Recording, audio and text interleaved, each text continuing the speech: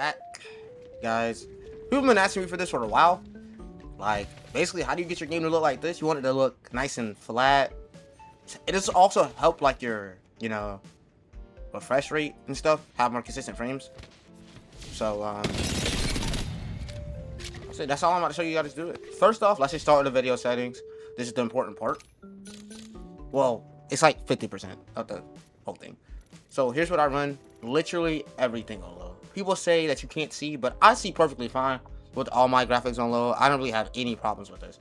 So that's what I do. I have all my graphics on low. It gives me this like plastic looking details. I actually kind of like it too, personally. And yeah, that's only half of it though, guys.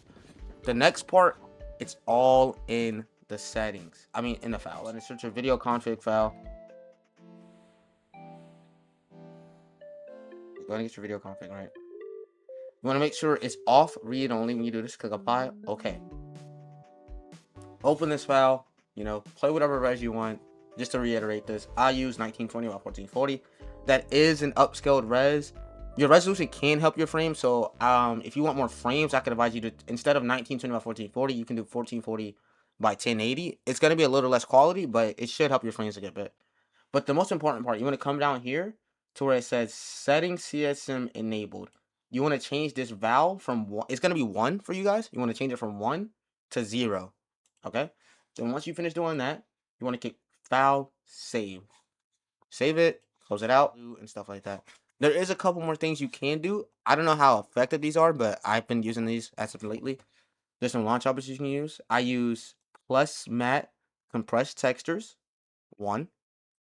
I also use plus CL rag underscore ragdoll underscore collide 0.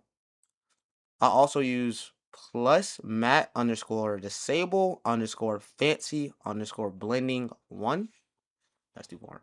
1. And that's about, those are the new configs that I've been using. I can put those down in the description. And that's really all it is to get your game looking like that. Let's open my game and test it out. And this is how my game looks with all that.